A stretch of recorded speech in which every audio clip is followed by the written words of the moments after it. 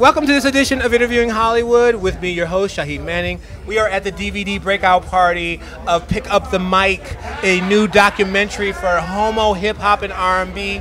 It is absolutely fantastic. We are here with one of the stars, absolutely one of the stars, Johnny Dangerous. How you doing? Johnny with the blue eyes. I think this is new Frank Sinatra or something.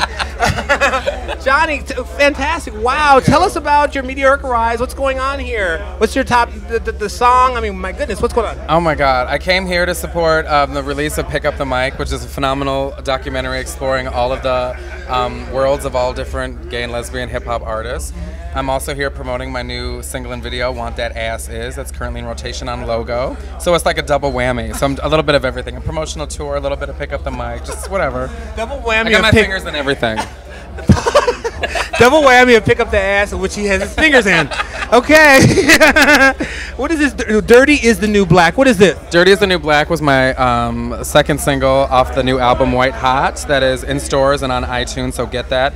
That reached #1 on Logo status. It debuted at #1, so that was my first #1 single and video. You know what? I am impressed with Logo's support of this whole thing. Yes. So Logo had, I'm going to let you tell it. I know what it is, but Logo has a countdown that's called X, and then they also, tell us how you get involved with Logo and get on their countdown. Basically, Logo is an MTV network. It's owned by MTV. It caters to gay and lesbians and their allies, and they have different video shows. Most of the new videos debut on a show called New Now Next, and they also have a New Now Next Pop Lab, which is more mainstream artists.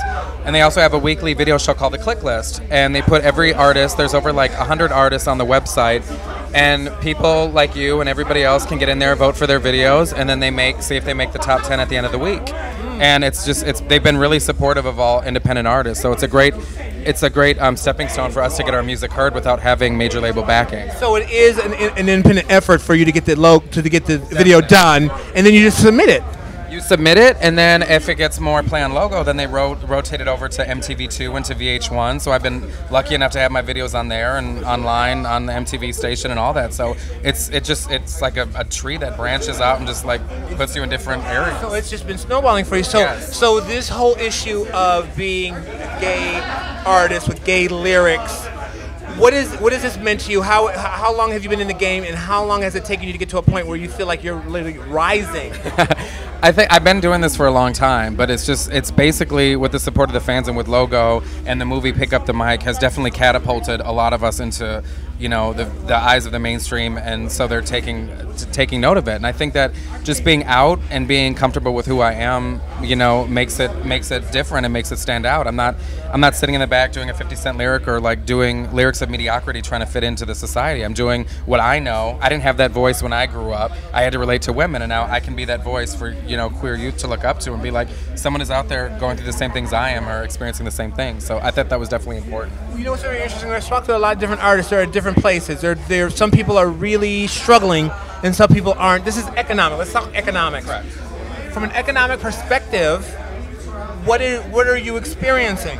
Oh, well, at first it's a little bit of struggle because you know you have to put the money in to get the music out there. But after, you know, the videos and music on iTunes, stuff starts rolling in, and then you start breaking even, and then you start to get a little bit of a profit.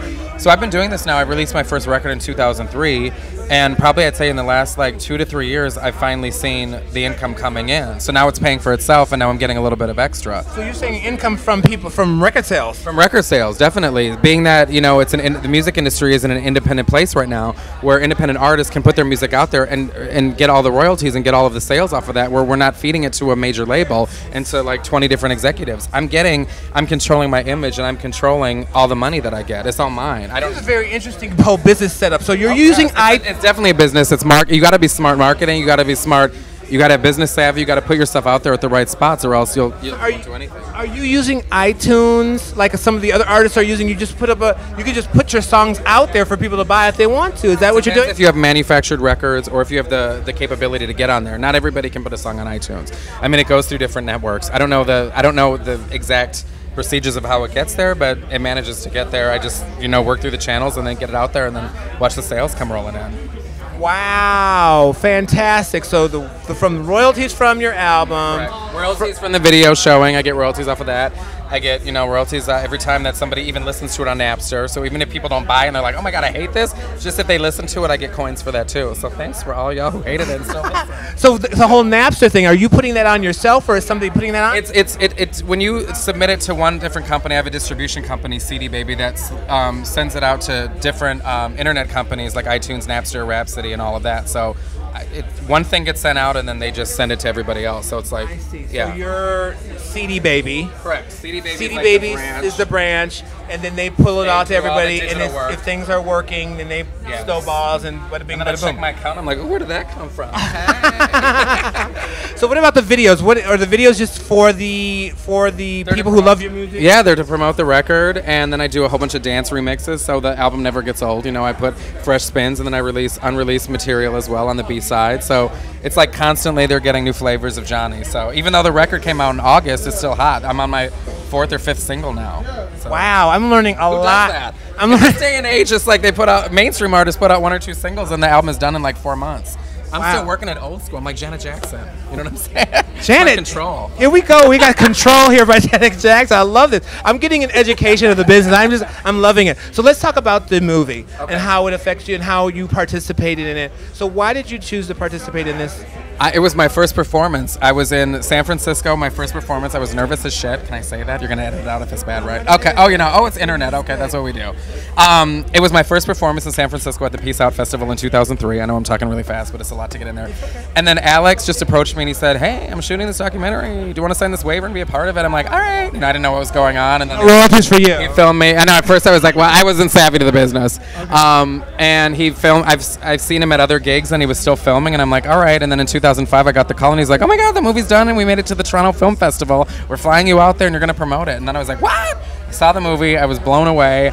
And then I spent the majority of 2006 traveling to London, to all around, America, doing shows and just promoting the movie and building the fan base. So it's been incredible. So in your world, it's been fabulous to be gay and to sing. Yes. That is fantastic. So you're like a role model for what it can possibly be if you go about doing it the right way. Exactly. This is fantastic. So it doesn't come easy. It doesn't come like that. You got to put in work and you got to be dedicated. There are some people who started at the same time I did who still aren't doing it. And it's about perseverance and seeing that, that light at the end of the tunnel and just working for it. And I finally did it and it's finally paying off. Okay, well, Johnny, you surely are dangerous in a fierce way.